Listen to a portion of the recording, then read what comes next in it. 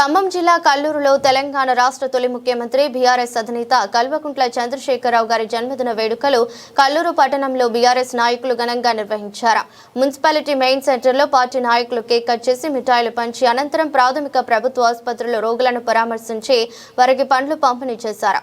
కార్యక్రమంలో మాజీ జెడ్పీటీసీ కట్ట అజయ్ కుమార్, మున్సిపాలిటీ నూతన కౌన్సిలర్స్, మండల పార్టీ నాయకులు పాల్గొన్నారు.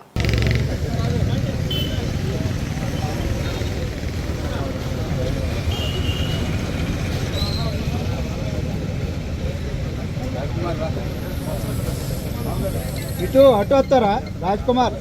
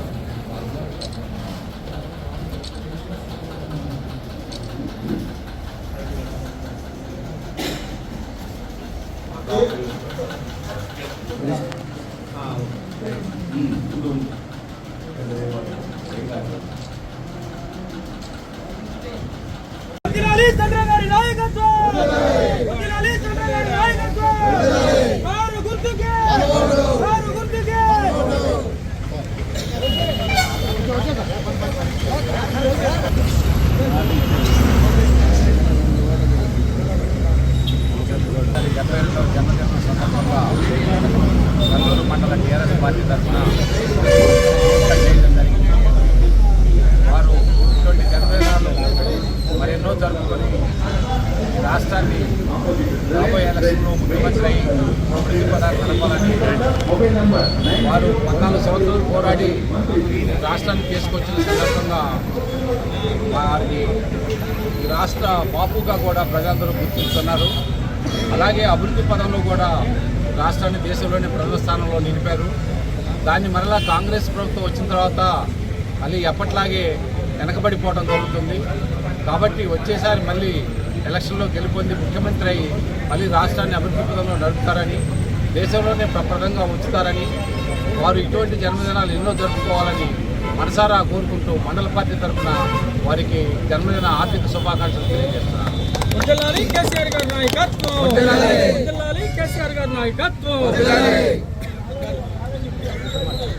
నేను ఒక 5 నిమిషాల్లో చెప్తాను రాజుగారు మాట్లాడతాను.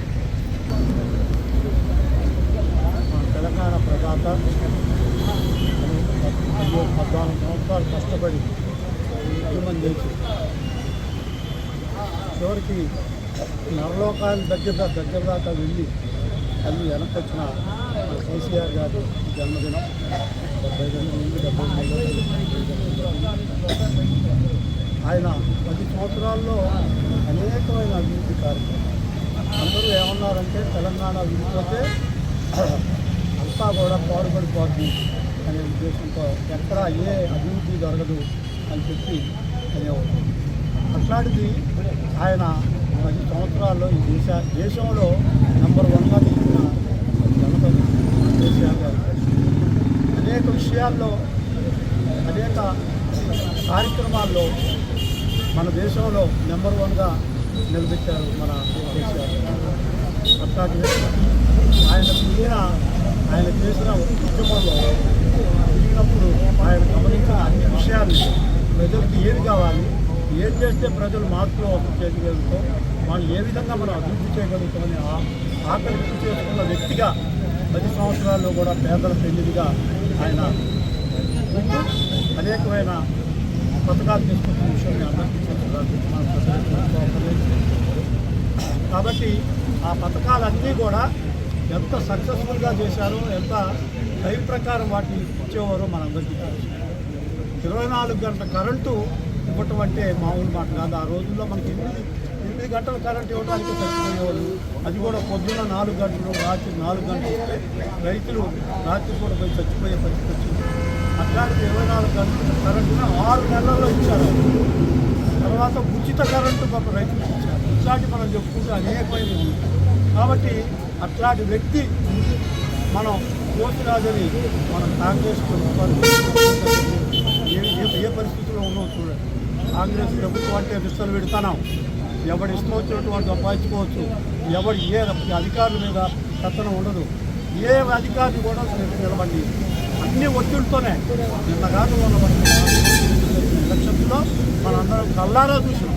పోలీసు వాళ్ళు ఏం చేశారు, రెవెన్యూ వాళ్ళు ఏం చేశారు, ఎలక్షన్ కమిషన్ వాళ్ళు ఏం చేశారు, ఇవన్నీ మనం కల్లారా చూసాం. 100-150 ఓట్లతో గెలిచిన వ్యక్తులు కూడా ఓడగొట్టిన ఓటు పడేసి పెట్టాలని చెప్పి అనౌన్స్ చేశారు.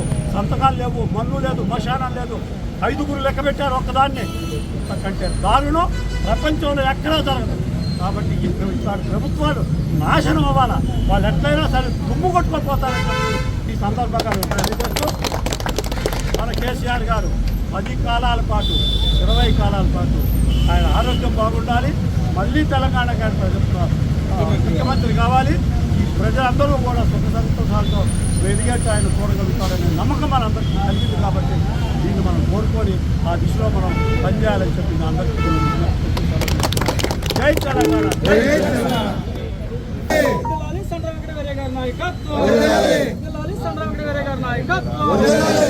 కేసీఆర్.